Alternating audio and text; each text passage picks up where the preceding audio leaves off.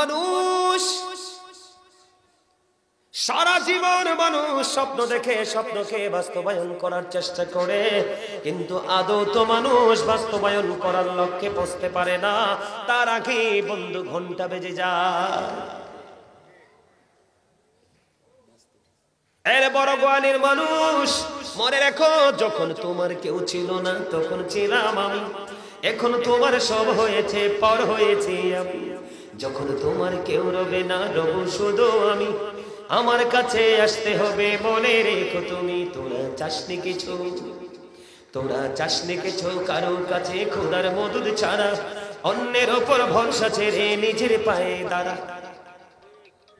আপনি চলে যাওয়ার পর আপনার জন্য কেউ হাদিয়া পাঠাবে না। এখনকার ছেলে মেয়েরা বাবা মার প্রেমিক না। কথা বলেন, এখনকার ছেলে মেয়েরা কি বাবা মার পাগল? পাগল না, মরে গেলেই ভুলে যায়। এই জন্য আপনার বাজারটা আপনাকেই করে যেতে হবে। আপনার বাজারটা আপনাকেই করে যেতে হবে। আপনি চলে যাওয়ার পরে আপনার জন্য কোনো বাজার পাঠাবে না। পৃথিবীতে যেমন সংসার বাজার ছাড়া চলে না, ওপারের জীবনটাও কিন্তু আপনার বাজার ছাড়া চলে না। ওপারের বাজার করার জন্য, মার্কেটিং করার জন্য এই জায়গাটা একটা।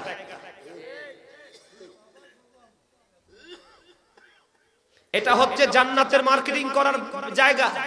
একটু আগে আপনাদেরকে বলছিলাম না যে দেহ একটা রুহু, দেহের বাজার হয় পৃথিবীর যেই কোনো জায়গায়, আর এখানে আসছেন আপনি রুহের বাজার করার জন্য। এই জায়গাটা কিসের বাজার? রুহের বাজার। আধ্যাত্মিকতা নেওয়ার জন্য আসছেন এখানে আপনি। বুঝেন না কেন? বন্ধুরে আমার, পৃথিবীর মানুষগুলো দুরূদ করতে চাইলে করে না, জিকির করতে চাইলে করে না, কিন্তু মানুষ অনেক বেশি কমফোর্ট ফিল করে দোকানে বসে বসে মানুষের বদনাম করতে। মসজিদে যখন ইমাম সাহেব বলে জোর সুবহানাল্লাহ জোরে বলেন, বলে না, কিন্তু চা দোকানে চা খায় আর মন দিয়ে মানুষের বদনাম করে। আপনি নামাজি হতে পারেন, আপনি হাজী সাহেব হতে পারেন, আপনি দানবীর হতে পারেন। বন্ধু, আবু মুসা আশআরী রাদিয়াল্লাহু তাআলা আনহু থেকে হাদিস কানা বর্ণিত। আমি আপনাকে বলবো, ও বন্ধু, রাসূলকে প্রশ্ন করা হলো, ইয়া রাসূলুল্লাহ, ইয়া হাবিবাল্লাহ, নবী গো, ও প্রাণের নবী, কোন মানুষটা আল্লাহর কাছে সবচেয়ে দামি গো? আমার আল্লাহ, আমার রাসূল জানিয়ে দিয়েছেন, যেই মানুষ থেকে মানুষের হাত এবং মুখ থেকে মুসলমান নিরাপদ। জোরে জোরে বলেন না সুবহানাল্লাহ, আর জোরে বলেন না সুবহানাল্লাহ। এখন আমি আপনাদেরকে হাদিস শরীফটা বলার কারণ হলো আরেকটা হাদিস শরীফ শোনাই। পাশাপাশি আল্লাহর হাবিব বলেছে, যেই ব্যক্তি দুই সোয়ালের মধ্যখান এবং দুই রানের মধ্যখানের দায়িত্ব নিতে পারবে, আমার নবীজি জানিয়ে দিয়েছে, আমি নবী তার জান্নাতের দায়িত্ব নিয়ে নিব।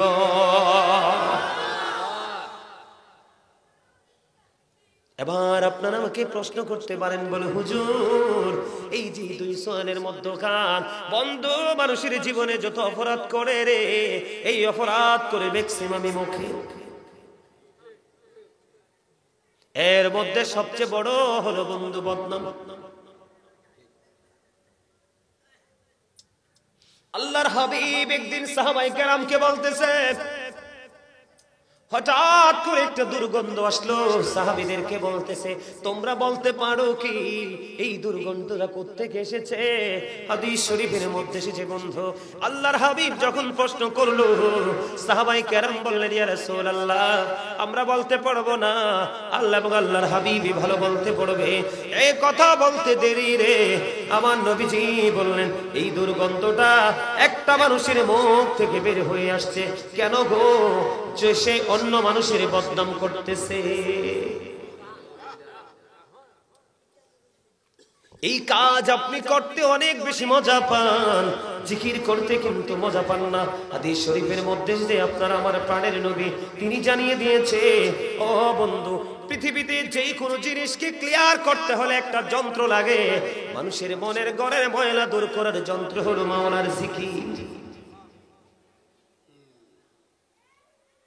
আপনি যত বেশি জিকির করবেন, তত বেশি আপনার কলব মদিনার আয়না হয়ে যাবে। বন্ধুরে আমার, আমি আপনাদেরকে একটুখানি বুঝাবো, মন দিয়ে একটুখানি শুনবেন। ও বন্ধু, না বুঝাইলে আপনারা বুঝবেন না। যে নবীজি আমাদেরকে যে শিক্ষাটা দিয়েছেন, এই শিক্ষাটাকে সাহাবায়ে কেরাম কেমন করে বাস্তবায়ন করেছে আমি আপনাদেরকে বলবো। আল্লাহ রাব্বুল আলামিন আমাদেরকে আল্লাহর মন মতো করে বানাইলো, মন মতো একটা রাস্তা দিয়ে দিল। এখন আপনি আমি রাস্তাটা ধরবো কেমন করে? রাস্তাটা ধরতে হলে আপনাকে ওই মদিনার কামলিওয়ালার কাছে যেতে হবে রে। আল্লাহ রাব্বুল আলামিন পবিত্র কালামে হাকিমে বলে দিয়েছেন, মাইয়ুতির রাসূলা ফাকাদ আতাল্লাহ। আল্লাহ বলেছেন, হি হো ওবিস দা এবস্টেল ওবিস আল্লাহ। যে ব্যক্তি রাসূলের নির্দেশ মানলো সে যেন আল্লাহর নির্দেশ মানলো। জোরে জোরে কন্না সুবহানাল্লাহ। আল্লাহ রাব্বুল আলামিন বলে দিয়েছে, তোমরা কোথায় যাও? মদিনাওয়ালাকে ফলো করো। আল্লাহ কোরআনে বলেছেন, কুল ইন কুনতুম তুহিব্বুনাল্লাহ ফাত্তাবিউনি ইউহিব্বুকুমুল্লাহু ওয়া ইয়াগফির লাকুম যুনুবাকুম আল্লাহু গফুরুর রহিম। আল্লাহ রাব্বুল আলামিন বলেছেন, সে বলুন, ইফ ইউ ডু লাভ আল্লাহ, যদি তোমরা আল্লাহকে ভালোবেসে থাকো, ফলো মি মুহাম্মদ সাল্লাল্লাহু আলাইহি ওয়াসাল্লাম, মুহাম্মদ সাল্লাল্লাহু আলাইহি সাল্লামের অনুগত হয়ে যাও, আল্লাহ উইল লাভ ইউ, আল্লাহ তোমাদেরকে ভালোবাসবে, এন্ড ফরগিভ ইউর সিনস, আল্লাহ রাব্বুল আলামিন তোমাদের জীবনের গুনাহগুলো maaf করে দিবে।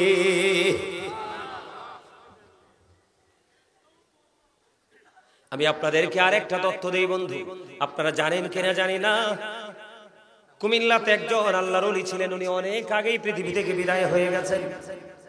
আপনারা হয়তো জানবেন, ডক্টর আহমদ পেয়ারা বাগদাদি পীর সাহেব কেবলা। একসাথে আলহামদুলিল্লাহ, অনেক বড় একজন জবরদস্ত আল্লাহর ওলি ছিলেন, যিনি বন্ধুরে আমার, যিনি পৃথিবীর বড় বড় ইহুদি রাষ্ট্রগুলোতে তিনি দানের দাওয়াত পৌঁছে দিয়েছিলেন। তিনি বোস্রা ইউনিভার্সিটির লেকচারার ছিলেন। উনি অত্যন্ত চমৎকার ভাবে আমাদেরকে উৎসাহিত করে গেছেন।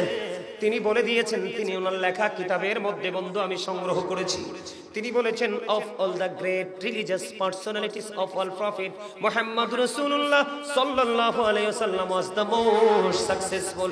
জোরে জোরে কন্না সুবহানাল্লাহ। পৃথিবীর বুকে যতগুলো নবী রাসূল এসেছে, পৃথিবীর বুকে যত নবী রাসূল এসেছে, প্রত্যেকটা নবী রাসূলের মধ্যে আপনার আমার প্রাণে নবী ছিলেন। এখন আমরা সেই নবীর উম্মত হয়ে যদি ব্যর্থতার দায় নিয়ে যেতে হয়, বাঁচার কোন উপায় আসেনি? বাঁচার উপায় নাই রে, বাঁচার উপায় নাই বন্ধু।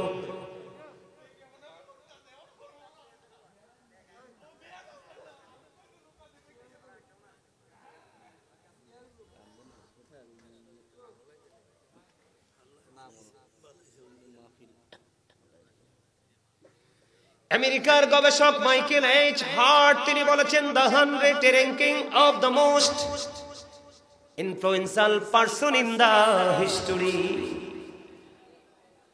100 জন প্রভাবশালী তালিকা করলো, এর মধ্যে ইনফ্লুয়েন্সিয়াল দ্বারা আপনার আমার প্রাণের নবীকে শ্রেষ্ঠ প্রভাবশালী হিসেবে আখ্যায়িত করেছেন। জোরে জোরে কন্না সুবহানাল্লাহ।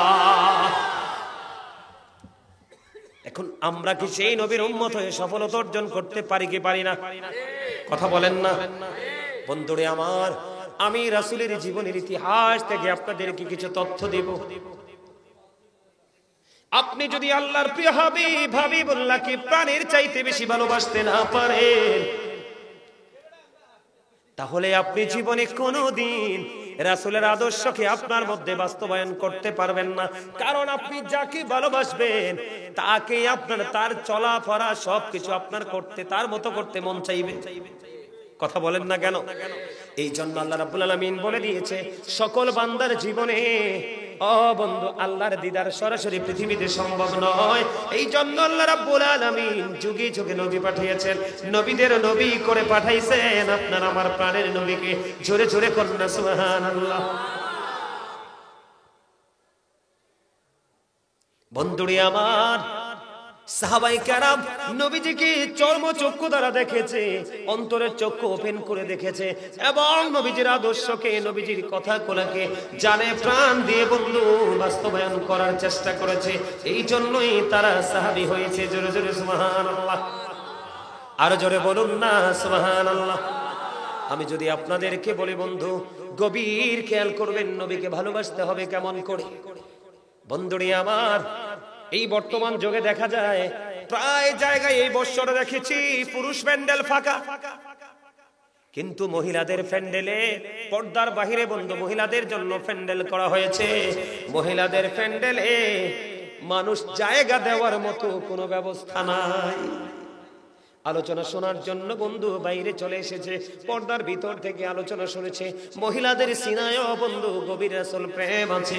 এর মধ্যে আমি যদি বন্ধু একটা প্রেমের খবর আপনাদেরকে শোনাই। হযরতে নুসাইবা রাদিয়াল্লাহু তাআলা আনহা, নবীজি মদিনায় থাকা অবস্থায় ও বন্ধু 27টি যুদ্ধ করেছেন মদিনায় থাকা অবস্থায়। এর মধ্যে সবচেয়ে বড় যুদ্ধ হলো বন্ধু উহুদের যুদ্ধ। হযরতে নুসাইবা শুনতে পাইল রে, আমার নবী উহুদের ময়দানে বন্ধু শাহাদাত বরণ করেছে। যখনই শুনতে পেল, একটা সেকেন্ডের জন্য বন্ধু দেরি করলো না, উহুদের ময়দানের দিকে দৌড়ায়। উহুদের ময়দানের দিকে পাগলের মতো বন্ধু দৌড়ায়। যখন নবীজি দৌড়ায় দৌড়ায় দৌড়ায় যাইতে যাইতে হঠাৎ করে একটা খবর আসলো নুসাইবার কাছে, রে নুসাইবা, যুদ্ধের ময়দানে তোমার ভাই শাহাদাত বরণ করেছে। ও বড় গোয়ালির আমার মা, আমার বোনেরা, সবাইকে বলছি হৃদয় দিয়ে শুনুন, একটা মায়ের কাছে যদি বন্ধু সন্তান চলে যাওয়ার খবর আসে, ওই মা কোনোদিন স্থির থাকতে পারে না। এবার নুসাইবা দৌড়ায় ইহুদের ময়দানের দিকে। খবর আসলো যুদ্ধের ময়দানে তোমার ভাই শহীদ হয়ে গেছে। নুসাইবা দাঁড়ায় না, এবার বন্ধু দৌড়ায় কোন দিকে? সামনের দিকে দৌড়ায়। আরো কিছু দূর গেল রে, আরো কিছু দূর যাওয়ার পরে খবর আসলো, রে নুসাইবা, যুদ্ধের ময়দানে তোমার বাবা শহীদ হয়ে গেছে। তারপরে নুসাইবা দাঁড়ায় না, যুদ্ধের ময়দানের দিকে বন্ধু দৌড়াইতে শুরু করলেন। আরো কিছু দূর যাওয়ার পরে খবর এলো গো, ও নুসাইবা, যুদ্ধের ময়দানে তোমার স্বামী শাহাদাত বরণ করেছে।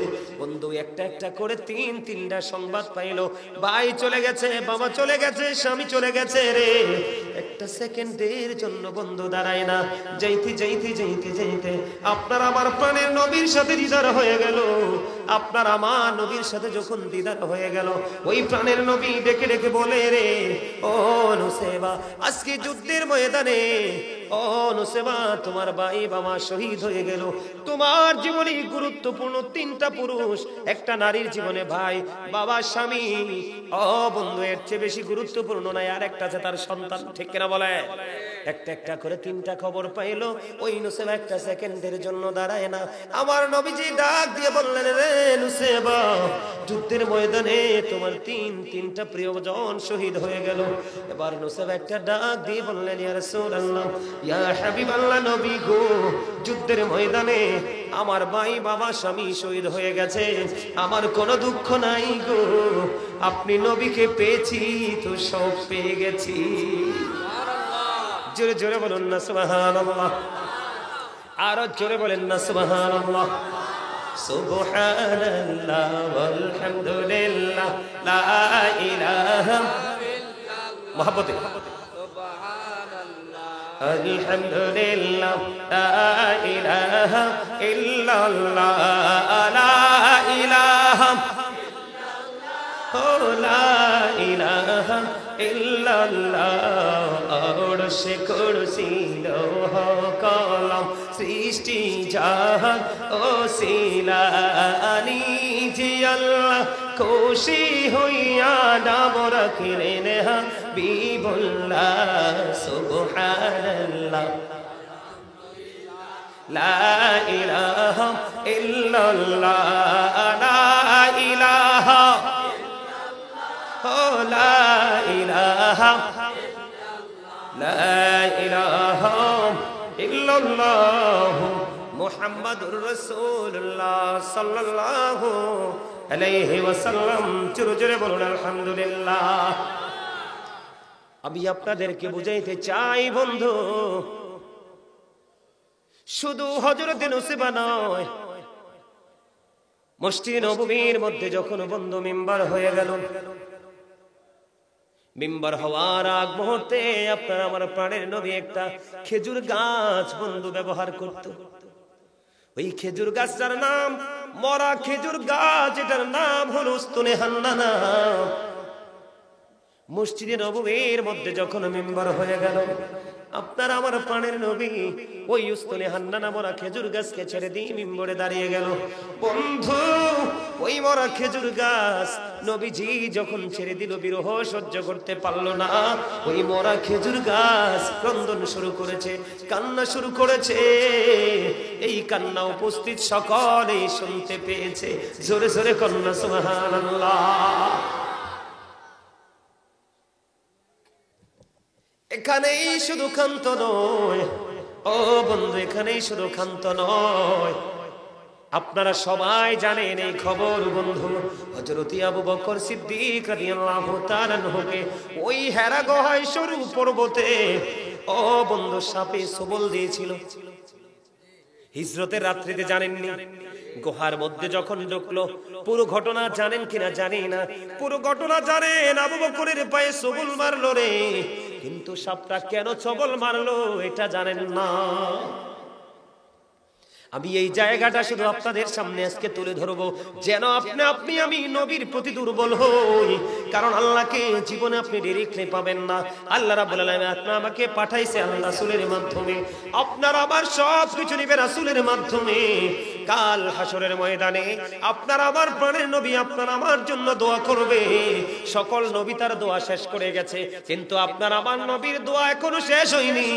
তিনি জমা করে রেখে দিয়েছেন বন্ধু, কাল হাসরের দিন উম্মতের জন্য দোয়া করবে।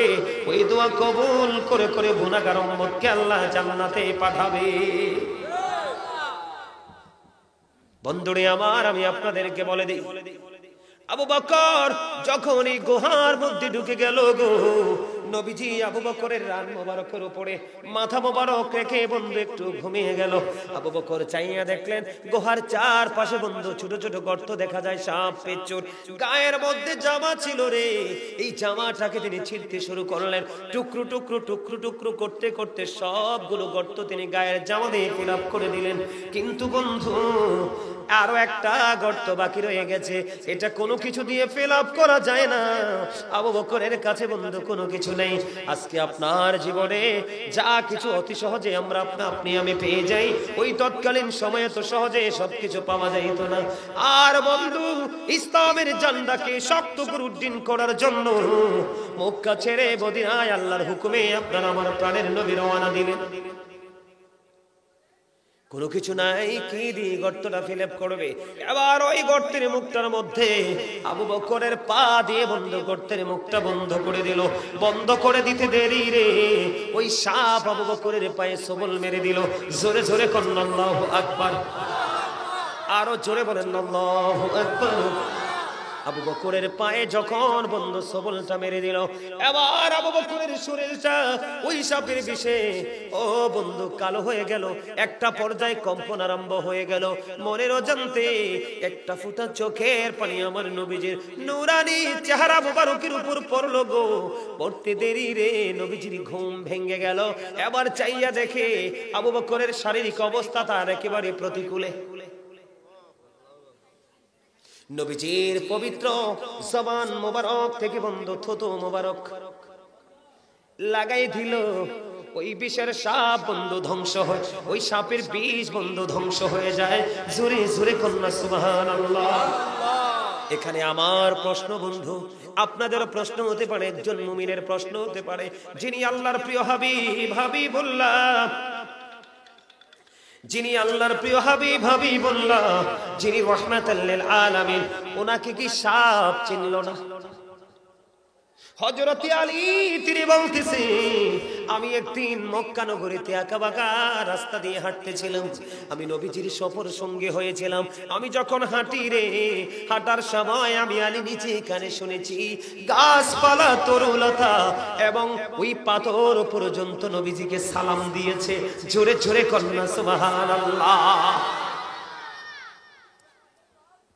আমার নবী যখন উত্তপ্ত বন্ধু বালুকরার উপর দিয়ে হাঁটতো, মেঘমালা নবীজিকে ছায়া দিত। আমার নবীজি যেই দিকে যাইতো ওই আকাশের মেঘ খণ্ড নবীজিকে সেই দিকে ছায়া দিয়ে দিয়ে নিয়ে যেত। বন্ধু ওই নবীকে কি সাপে চিনল না? ও বন্ধু, সাপে ঠিকই চিনেছে। মজার খবর শোনেন বন্ধু, ওই সাপ আমার নবীর সঙ্গে কিছু বল মারার কারণ হলো, সাপটা যেদিন নবীজি ওই গুহার মধ্যে প্রবেশ করেছে ওই দিন সাপটার এই গর্তের মধ্যে বসবাসের বয়স হলো 1500 বছর। জোরে জোরে আল্লাহু আকবার। কত বছর? এই গর্তের মধ্যে সাপ 1500 বছর পর্যন্ত অবস্থান করতেছে। কেন গো? শুধুমাত্র পানের নবীজির দিদারের আশায়। আবু বকরের পায়ে সবল দিল, তার মানে তিনি বুঝিয়ে দিয়েছে, রে আবু বকর পা সরায়া নাও, আমি আমার প্রাণে নবীকে প্রাণটা ভরে দেখব রে আবু বকর। এই গর্তের মধ্যে আমি 1500 বছর ধরে অপেক্ষমান।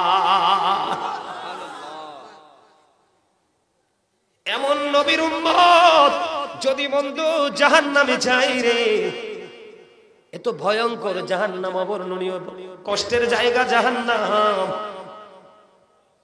আমি যদি জাহান্নাম নিয়ে বন্ধু আলোচনা করি, একটা মানুষের চোখের পানি রাখতে পারবেন না, এত ভয়ঙ্কর, এত বিকট হবে সেই অবস্থা। বন্ধু আপনারা মনে করবেন না শুধু আগুন, না বন্ধু, একদিকে আগুনে পড়বা, চামড়াটা একবারে তোমার লেগে যাবে রে, আরেক দিকে তোমার কর্ম অনুযায়ী চামড়াটা একদিক দিয়ে ছিলা হবে, আরেক দিক দিয়ে জোড়া লাগবে। এমনি করে করে কন্টিনিউ বন্ধু চলতে থাকবে। আবার কাউকে বন্ধু পাথর মারা হবে, আবার কাউকে সৌদ নামক পাহাড়ের মধ্যে উঠতে দেওয়া হবে। ও বন্ধু, কাউকে আবার তিনাতুল খাবার দেওয়া হবে, আবার কাউকে জাক্কুম নামক খাবার দেওয়া হবে, আবার কাউকে উত্তপ্ত গরম পানি মাথায় ঢেলে দেওয়া হবে। আগুনে মোমের মধ্যে আগুন লাগলে যেমনি মোম তার বডিকে বন্ধু নিশ্চিহ্ন করে দেয়, নিশ্চিহ্ন হয়ে যায়, তার চাইতে বিকট ভাবে শরীর মোমের মতো গলে যাবে। সেদিন কোনো ভাই বন্ধু আত্মীয় স্বজন পাড়া পুরুষে কাউকে খুঁজে পাবা না। এই জন্য বলছি প্রাণের নবীর সাথে প্রেমের ডুরি লাগাও। ও বন্ধু, সাহাবায়ে কেরাম জঙ্গলের পশু পাখি পর্যন্ত নবীকে এমন ভালোবেসেছে, আমরা উম্মত হয়ে তার 100 ভাগের 1 ভাগ করি না। আমি আপনাদেরকে বন্ধু আরো তথ্য দিব, নিবেননি? আমি বাংলাদেশে, সারাটা বাংলাদেশ আরো 2-3 বছর আগেই বন্ধু সফর শেষ করে ফেলেছি। দেশের বাহিরেও আল্লাহ কয়েকটা দেশ ঘোরার তো সৌভাগ্য দিয়েছে, ঘুরেছি বন্ধু, দেখেছি। পাশের দেশ ভারতবর্ষেও বন্ধু মানুষ কিন্তু ইয়া পালে, গাধা, ওরা মাল বোঝাই করে গাধা নিয়ে যায়। কিন্তু বাংলাদেশে আমাদের জীবনে ঘোড়ার কোনো, গাধার কোনো গুরুত্বপূর্ণ ভূমিকা নাই, আমাদের জীবনে গাধার কোনো প্রয়োজন হয় না। কিন্তু এই গাধার প্রেম যদি আপনি দেখেন প্রাণে নবীর প্রতি বন্ধু, গাধার কলিজা বড় প্রেম বন্ধু। নবী যখন পৃথিবী ছেড়ে চলে গেল, এই গাধা শুনলো, গাধা শোনার পরে গাধার নাম হলো আকির। আকির নামক গাধা নবীজি যখন পৃথিবী ছেড়ে চলে গেল, নবীজি চলে যাওয়ার পরে নবীজির বিরহ বন্ধু সইতে পারে না, গাধা কান্দে, কোথায় গেল গো আমার প্রাণে নবীজি, এই জীবনে আর কি কোনো দিন নবীকে দেখতে পাবো না, এই চর্মচক্র দ্বারা আর কি জীবনে কোনো দিন প্রাণের নবীকে কি দেখতে পাবো না, কোথায় গেল রে, কোথায় গেলে পাবো প্রাণের নবীকে। গাধা কির নামক গাধা শুধু কান্দে, ও বন্ধু শুধু কান্দে, কানতে কানতে কানতে কানতে এমন অবস্থা হইল 3 দিন 3 রাত্র পার হয়ে গেল, মতান্তরে 4 দিন 4 রাত্র পার হয়ে গেল। এই গাধা কোনো খাবার খায় না, কোনো পানি খায় না, কোনো কিছু স্পর্শ করে না। 3 দিন 3 রাত্র, মতান্তরে 4 দিন 4 রাত্র ওই গাধা ঘুরতে ঘুরতে ঘুরতে ঘুরতে বন্ধু নবীর বিরহ সহ্য করতে না পেরে সর্বশেষে গভীর সমুদ্রে ঝাঁপ দিয়ে তার নিজের জীবন দিয়ে দেয়। জোরে বলুন না সুবহানাল্লাহ, আরো জোরে বলুন সুবহানাল্লাহ। আমার কথা কি আপনারা বুঝতে পারেন? একজন অবলা সরল মনা একজন প্রাণী যদি নবীকে এমন ভালোবাসতে পারে রে, তাহলে আপনার আমার কেমন প্রেম নবীর সাথে রাখা দরকার। আপনি যতই বলেন আপনার মন গড়া কথা, এই মন গড়া কথা দিয়ে পার পাওয়া যাবে না। নির্দিষ্ট একটা রুলসের মধ্যে থাকলে বন্ধু পার পাওয়া সম্ভব। নবীর কারণে বন্ধু গুনাহগার উম্মতের দাম বেড়ে যায়। একজন সাহাবী বন্ধু খেজুর বাগানে পানি দেয়, খেজুর বাগানে কাজ করতেছে। নবীজি যখন পৃথিবী থেকে চলে গেল, নবীজি যখন পৃথিবী থেকে চলে গেল, এখন ওই সাহাবীর তার সুযোগ্য সন্তান ডেকে ডেকে বলছে, বাবা বাবা গো, তুমি খবর শুনছুনি? কই কি খবর? তোমার আমার কলিজার টুকরা নবী এই পৃথিবী থেকে চলে গেছে, পৃথিবী থেকে বিদায় হয়ে গেছে। বাবা বাবা গো, কলিজার টুকরা প্রাণের নবী পৃথিবীতে আর নেই। ওই সাহাবী খেজুর বাগানে দাঁড়িয়ে দাঁড়িয়ে আল্লাহর কাছে দরখাস্ত করলেন, আল্লাহ যদি সত্যি আমার নবী পৃথিবী থেকে বিদায় হয়ে যায় গো, আমি তোমার কাছে হৃদয় থেকে দরখাস্ত করে দিলাম, আমার নবী যদি পৃথিবী থেকে বিদায় হয়ে যায়, আমি তোমার দরবারে দরখাস্ত করে দিলাম, তুমি আমার চক্ষু দুইটা অন্ধ করে দাও, যেই চোখ দিয়ে আমি আর আমার প্রাণের নবীকে দেখবো না, এই চক্ষু দিয়ে পৃথিবীর আর কোনো আলো আমি দেখতে চাই না। বন্ধু কিতাব খুলে দেখলাম আল্লাহ রাব্বুল আলামিন ওই সাহাবীর দোয়া কবুল করে তাকে অন্ধ করে দিয়েছেন, সে পৃথিবী দেখে নাই। জোরে জোরে কন্যা সুবহানাল্লাহ।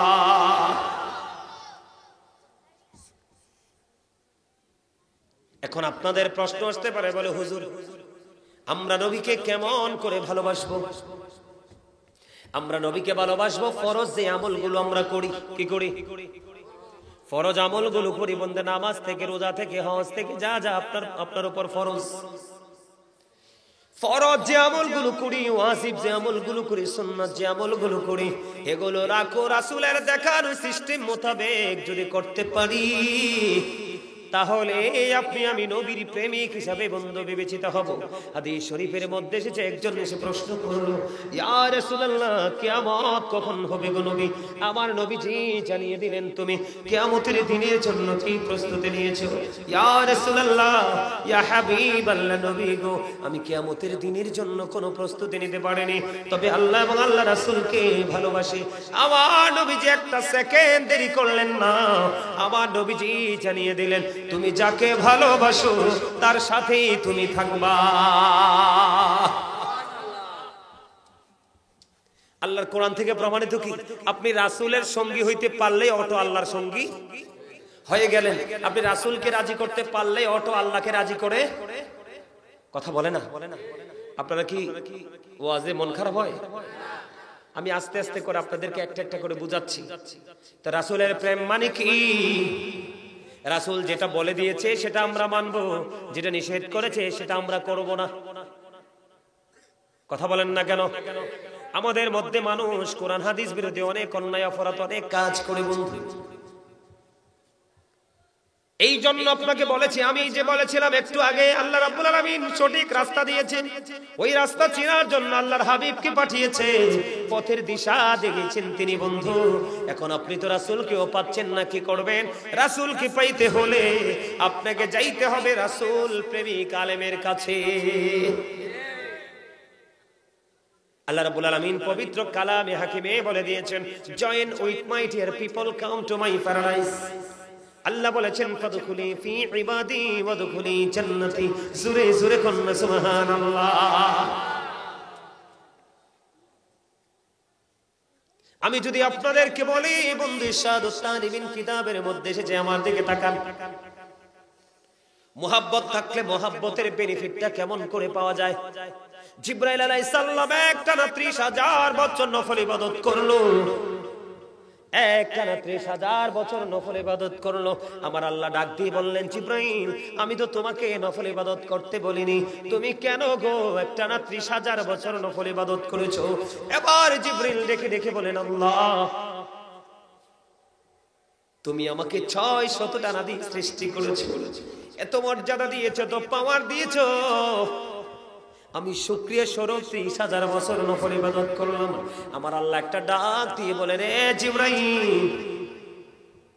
তুমি সাক্ষী থাকো, আমি আল্লাহ কথা দিলাম রে, আমার বান্দাগুলো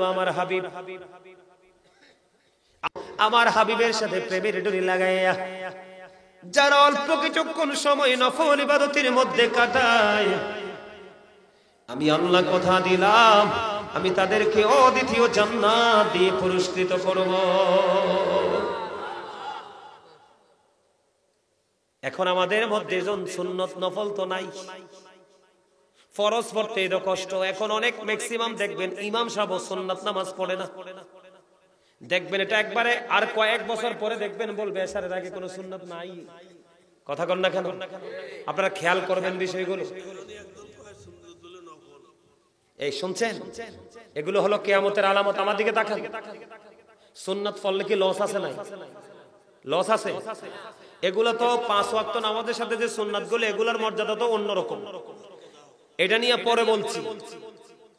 তার আগে যেটা আপনার জীবনে কোনোদিন না পড়লো আপনার গুনাহ হবে না, ওই রকম কয়েকটা আমলের কথা বলি। বলবো? কথা বলেন, বলবো? আপনি যদি তাহাজ্জুদের নামাজ না পড়েন, আপনাকে কি আল্লাহ গুনাহগার বলে ডাক দিবে? দিবে? কিন্তু বন্ধু, তাহাজ্জুদ হাদিস শরীফের মধ্যে এসেছে, কাল হাসরের ময়দানে একজন আহ্বানকারী আহ্বান করতে থাকবে, কে রে মধ্যবর্তী রাতের মধ্যবর্তী নামাজ পড়েছিলে? দাঁড়াও দাঁড়াও, কে রে মধ্যবর্তী নামাজ পড়েছিলে রাতের বেলা? তার মানে তাহাজ্জুদ। হাদিস শরীফের মধ্যে এসেছে বন্ধু, অল্প কিছু মুসল্লি দাঁড়াবে, তারা দাঁড়াইতে দেরি রে, সঙ্গে সঙ্গে তাদেরকে অর্ডার করা হবে, জলদি চলে যাও, বিনা হিসাবে তোমরা জান্নাতে চলে যাও। জোরে জোরে সুবহানাল্লাহ।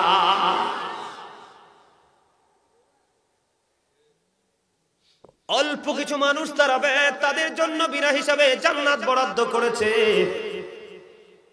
আপনাকে আমি আরেকটা নামাজের কথা বলি বন্ধু, মাগরিবের নামাজের পরে আরেকটা নামাজ আছে, এটাও যদি না পড়েন আপনাকে কেউ গুনাহগার বলবে না। সালাতুল আওবিন, ওই আওবিন নামাজ মাগরিবের পরে কয় রাকাত? 6 রাকাত নামাজ। হাদিস শরীফের মধ্যে এসেছে, আপনার আমার প্রাণের নবী বলে দিয়েছেন, প্রয়োজন হলে তুমি কথা বলতে পারবা, যদি কোনো প্রয়োজন না হয় মাগরিবের নামাজ আদায় করে তুমি কোনো কথা বলো না। তোমার প্রয়োজন না হলে তুমি কোনো কথা বলো না। তুমি কি করবে? মাগরিবের নামাজ শেষ করে চুপচাপ গিয়ে তুমি 6 রাকাত আওবিন নামাজ পড়বে, 2 রাকাত করে করে সালাম ফেরাবে। 2 2 2 3 2 কত হয়? 6 রাকাত আওবিন নামাজ তুমি পড়ে নিও। আমার নবীজি জানিয়ে দিয়েছে বন্ধু, আদবের সাথে, ভদ্রতার সাথে, প্রেমের ডোরি লাগাইয়া কোন ধরনের অপ্রাসঙ্গিক গ্রহণযোগ্য তুমি কথা বললে না।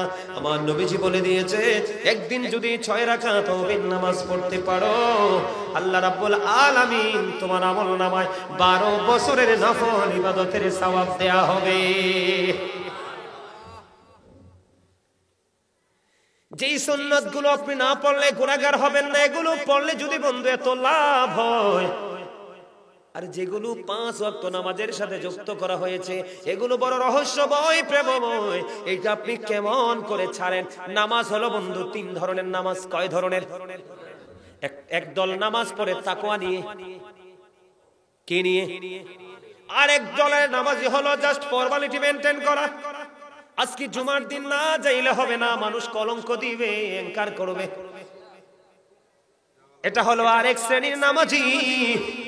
আরেক শ্রেণীর নামাজি হলো বন্ধু দাড়ি টুপি, ভিতরে উপরে দাড়ি, মুখে দাড়ি, মাথায় টুপি, গায়ে জুব্বা, ভিতরে শয়তানিতে ভরপুর, মানুষকে ধোঁকা দেওয়ার জন্য সুপির বেশি গিয়ে নামাজ পড়ে। কথা বলেন না কেন? আছে না নাই? আপনাদের বড় গোয়ালিতে হয়তো নাই, আমিও দেখেছি এমন সুফি শয়তান। বড় গোয়ালিতেও আছে? ও মা, কি রে কয়? আমি তো ভাবছি গোয়ালিতে নাই। আছে? কথা বলেন, আমার কথাটা বুঝেননি আপনারা? এবার আসেন বন্ধু, যেই ব্যক্তির তাকওয়া সম্পূর্ণ, আমি আমার যুবক ভাইদেরকে বলছি, তোমরা একটু মন দিয়ে শোনো বেশি করে, কারণ আমি তোমাদেরকে নিয়ে শঙ্কিত, তোমাদেরকে নিয়ে আতঙ্কিত। তোমাদেরকে নিয়ে চিন্তিত।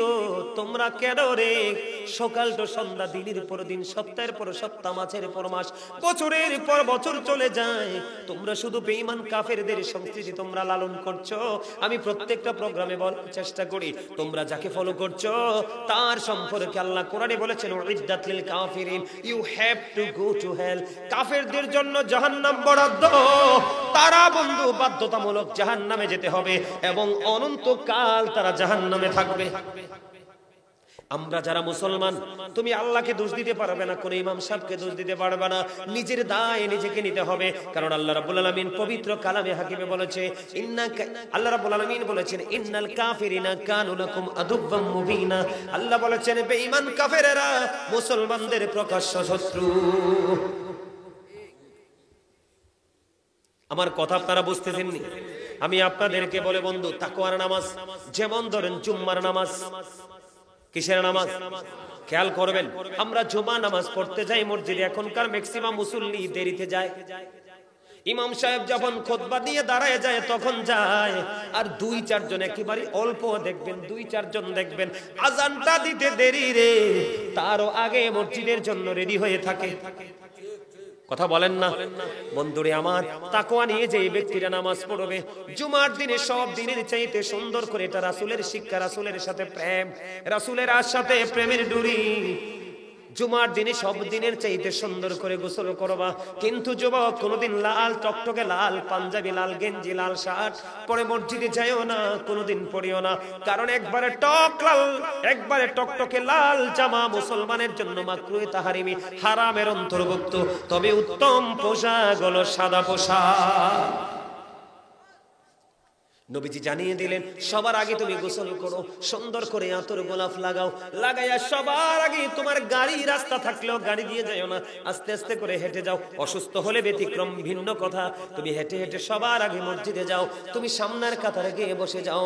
অনেক লম্বা এই জায়গাটা নিয়ে ওয়াজ করলে বন্ধু অনেকক্ষণ আলোচনা করা যাবে, আমি সেই দিকে যাচ্ছি না। তাকওয়ার কথা আমি আপনাদেরকে বলছি, সবার আগে তুমি মসজিদে চলে গেলা, তোমার মধ্যে কোনো টেনশন নাই, কোনো পেরেশানি নাই। সামনের কাতারে বসে বসে তুমি তাসবিহ তাহলিল পড়তেছো, ইমাম সাহেব আসবে, খুতবা দিবে, জামাত পড়াবে, নামাজ পড়বে, নামাজ শেষ হয়ে গেল, সবগুলো মানুষ বের হয়ে গেল, তোমার মধ্যে কোনো তাড়াহুড়া নাই, তুমি সব কিছু কমপ্লিট করে মসজিদ থেকে বের হয়ে যাবে। আল্লাহর হাবিব সরকারে মদিনা তিনি জানিয়ে দিয়েছে, তুমি যদি এইভাবে নামাজটা পড়তে পারো, তাহলে তুমি মসজিদ থেকে বের হওয়ার পরে প্রত্যেকটা কদমে কদমে 1 বছরের নফল ইবাদতের সওয়াব দেয়া হবে।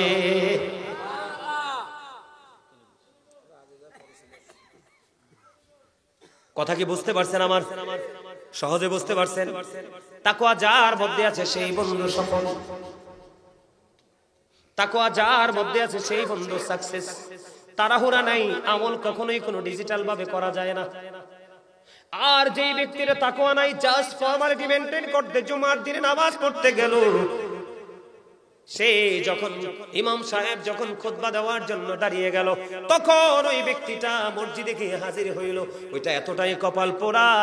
আপনাদেরকে আজকে বলে যাই, যখন ইমাম সাহেব খুতবা দেওয়ার জন্য দাঁড়ায়া যায়, প্রতি জুম্মার দিনে যে ফেরেশতারা মুসল্লিদের লিস্ট করতে আসে, ও বন্ধু, ওই ফেরেশতাদের নোটবুকে আপনার নাম উঠলো না, কারণ আপনার নাম ওঠার আগে তারা ওই তাদের নোটবুকটাকে বন্ধ করে দিয়ে খতিব সাহেবের খুতবা শোনার জন্য দাঁড়িয়ে গেছে। বুঝতে পারছেন? তাকওয়া নিয়ে নামাজ পড়বেন, কারণ এই তাকওয়া শিখিয়েছি আমরা কার কাছ থেকে? আল্লাহর প্রিয় হাবিব সরকারে মদিনা ইমামুল মুরসালিন আমাদেরকে শিখিয়েছেন। বন্ধু, আমি আপনাদেরকে বলি, 5 ওয়াক্ত নামাজের মধ্যে কিছু সুন্নাত আছে, এই সুন্নাতগুলো সংখ্যা হলো 12 রাকাত। কত রাকাত? 12 রাকাত সুন্নাত। আমরা এখন সুন্নাতকে বন্ধু সুন্নাত বলে কি করতে চাই না, বসতে চাই না, আমল করতে চাই না, আমরা এটাকে নাথিং মনে করি। আমার দিকে তাকান, ফরজ তো এটা আলাদা বিষয়, এটা বিশাল ব্যাপার। প্রতিদিন 5 ওয়াক্ত নামাজের মধ্যে 12 রাকাত সুন্নাত আছে রে। এই 12 রাকাত সুন্নাত যদি তুমি প্রতিদিন ধারাবাহিকভাবে মৃত্যু পর্যন্ত যদি তুমি আদায় করে যেতে পারো, হাদিস শরীফের মধ্যে এসেছে, আপনার আমার প্রাণের নবী জানিয়ে দিয়েছে, আল্লাহ রাব্বুল আলামিন তার জন্য জান্নাতি স্পেশাল ঘর তৈরি করে দিবে।